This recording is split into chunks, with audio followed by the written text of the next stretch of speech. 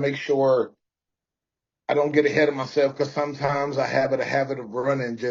I get the baton and I go. Um, but we're going to start at verse 1. And it says, Samuel also said unto Saul, the Lord sent me to anoint thee to be king over his people, over Israel. Now therefore hearken thou unto the voice of the words of the Lord. Thus saith the Lord of hosts, I remember that which Amalek did to Israel, how he laid wait for him in the way when he came up from the Egypt.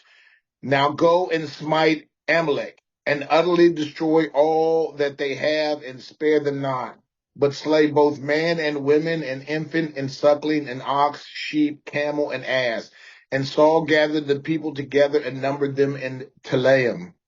Now, I'm going to stop sometimes. I'm going to continue to read this, but I'm going to stop because I want to explain the Amalekites.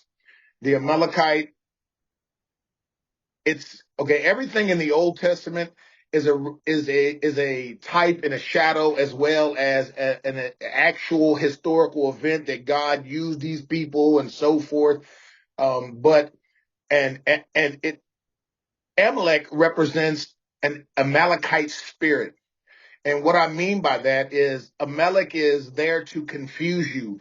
When you've done all and you're tired and you're praying without ceasing, you're reading the word and things just, slowly are progressing in your life. The Amalekite spirit, the type, comes to confuse you and to wear you out and to bring distortation.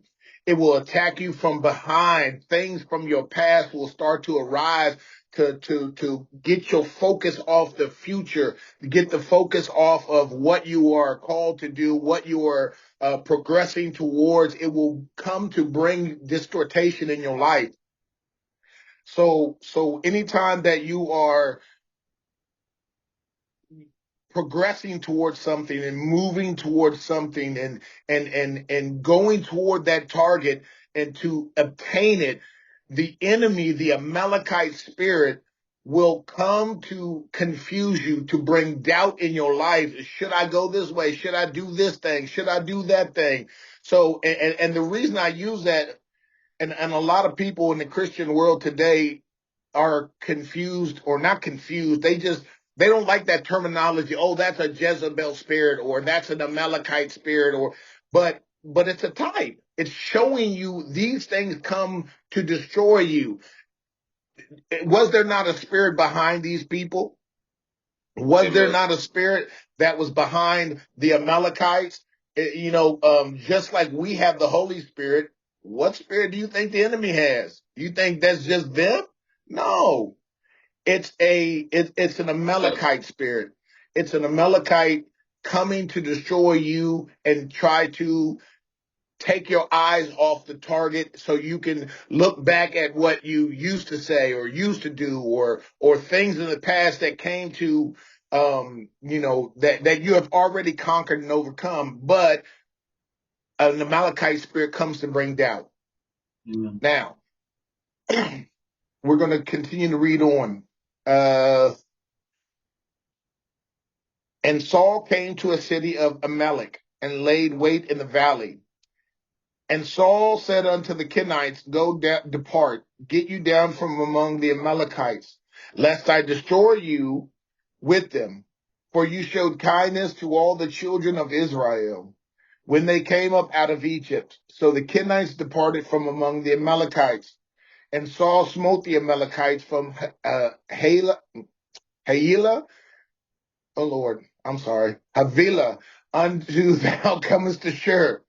That is over against Egypt.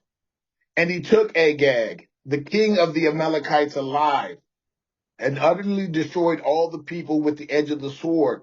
But Saul and the people spared Agag, and the best of the sheep and the oxen and the fatlings and the lambs and all that was good, and would not utterly destroy them. But everything that was vile and refused, they destroyed utterly. Everything God says to destroy and is vile and refuse. Anything that God tells you to get rid of is vile and refuse. It Amen. is vile and refuse to you. And I specifically say to you because there'll be things in your life, and when I say there'll be things in your life that aren't bad for you, in the sense of it's not a problem for you. But for the next man, that man struggles. That man struggles with left and right. And we have a habit of thinking that, oh, well, that's nothing for me. That I don't struggle in that area. I don't do that. Well, what's wrong with him? He's not a Christian or whatever. We tend to look down because we're not weak in that area. We're not. We don't have any problems with that. We don't have problems with that per se addiction, whatever it be. And Amen. so, God said, destroy it. He said, destroy it. But Saul and the people spared Agag. Now, the word of the Lord came to Saul, not the people, not the people, but because Saul is insecure. Saul was an insecure king. When Saul was first anointed king, Saul could nowhere be found.